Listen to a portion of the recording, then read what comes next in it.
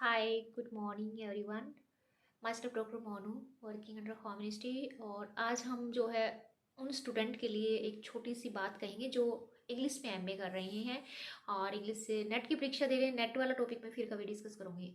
तो मैं आज बताना चाहूँगी कि जो स्टूडेंट इंग्लिश से एमए कर रहे हैं और कन्फ्यूजन है, और सब्जेक्ट इंग्लिश की खास बात इसलिए बोल रही हूँ क्योंकि इंग्लिश में मार्क्स बहुत कम मिलते हैं, जबकि मेरा इंग्लिश में गोल्ड मेडल है और इंग्लिश में डबल एमए प्लस में पीएचडी और काफ़ी कुछ मेरा जो है इंग्लिश के अंदर किया हुआ है। तो वो तो है दूसरी बात।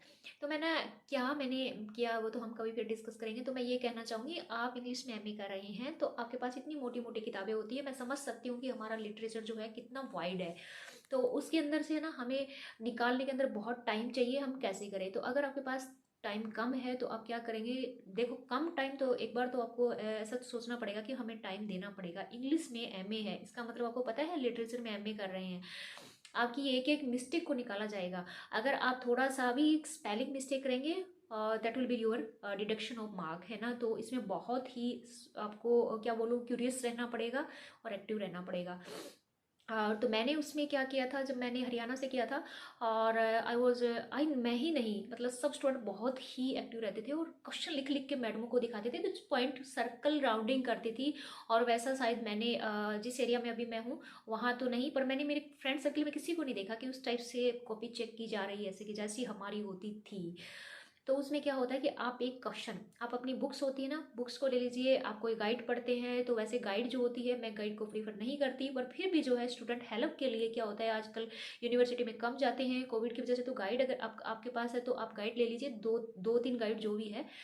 और दो तीन इसलिए बोल रही हूँ क्योंकि दोनों तीनों के क्वेश्चन में, दोनों तीनों की गाइड में से आप समरी पढ़िए, आपका जो भी चैप्टर है उसकी समरी पढ़िए, जो भी कहानी है, उसके बाद आपको आइडिया लग जाएगा इसमें क्या है। फिर आप क्या करेंगे, उस समरी के पीछे एक दो क्वेश्चन तो आप देखेंगे, क्वेश्चन का आपको हिंट मिल जाना चाहिए, है ना। तो उसके बाद आप क्या करेंगे, पूरे चैप्टर का आप दो क्वेश्चन बना लीजिए, दो तीन।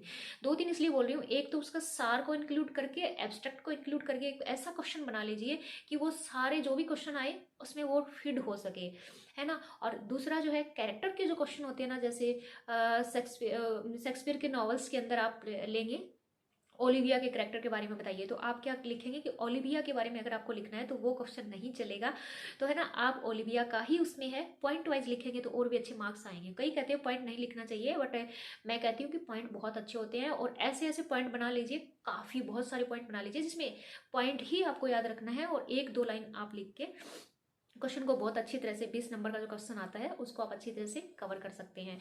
और जो आप क्वेश्चन, अगर आप कहते हैं कि ये इतने पॉइंट बनाना ये मेरे बस का नहीं है, मतलब नहीं बन पाता, कई स्टूडेंट को होता है कि पॉइंट कैसे बनाऊँ, क्या हूँ, ओलिविया का और याद करना पड़ेगा, उसके बाद फिर बहुत से कैरेक्टर होते हैं, सबका कैसे याद करेंगे। तो आप बिल्कुल ही पासिंग मार्क्स चाहिए और फेल का डर है, तो आप क्या करेंगे, जो क्वेश्चन आपने उसका समरी लिखा है ना, उस समरी के अंदर आपको क्या करना है, ऊपर का और नीचे का लास्ट का पोर्शन है उससे थोड़ा सा, इतना तो लिख ही सकते हैं ना, ओलिविया क्या थी ऐसे कैसे, तो उसमें से है ना थोड़ा सा ऊपर का और लास्ट का जो है उसमें कैरेक्टर का डाल दीजिए, और बीच की जो आपकी कहानी जो घुमा रहे थे ना, आपने जो कहानी वगैरह पढ़ा था वो उसमें लिख दीजिए। पर ना, आप लिखिए चाहे 10 लाइन, और लेकिन उसमें आपकी स्पेलिंग मिस्टेक नहीं होनी चाहिए और ग्रामेटिकल मिस्टेक भी नहीं होना चाहिए। तो लिटरेचर का अर्थ ही ये होता है कि हम उसमें हमारी लैंग्वेज में मिस्टेक नहीं करें। जैसे आप हिंदी में एमए कर रहे हैं तो आप क्या करेंगे, हिंदी में कोई मिस्टेक नहीं करें। इसी तरह से अगर आप इंग्लिश में एमए कर रहे हैं तो इंग्लिश में कोई मिस्टेक नहीं करेंगे। तो ये तो आपको ध्यान रखना पड़ेगा ना कि लैंग्वेज आप ले रहे हैं ये। और अगर आप पॉलिटिकल से, हिस्ट्री से एमए कर रहे हैं तो आप कुछ भी लिख सकते हैं, आपके इंग्लिश मीडियम है तो भी आपकी स्पेलिंग चेक नहीं की जाएगी, लेकिन यहाँ पे थोड़ा सा ध्यान रखना है।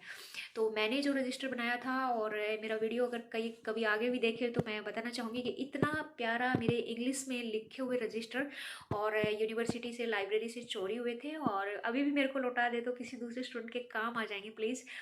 और मेरे को नहीं मिले, मैं बहुत रोई थी, और एक एक क्वेश्चन ही उसमें बनाया हुआ था। पर मैं एमए कर चुकी थी, मैं नेट की और वो एग्ज़ाम, नेट वगैरह ये एग्ज़ाम दे रही थी कॉलेज लेक्चर के, हरियाणा में लेक्चर के एग्ज़ाम थे जो मैंने फ़ाइट किए हैं, क्वालिफाई किए हैं, इंटरव्यू भी दिए हैं। तो ना वो वाले उन सब के लिए मैं उसकी स्टडी कर रही थी। दूसरा, मुझे इंग्लिश में आज भी बुन है, बहुत ज़्यादा बुन है इंग्लिश की। कोई भी एक छोटा सा कटिंग भी मिल जाता था न्यूज़पेपर का, मैं लेके बैठ जाती थी।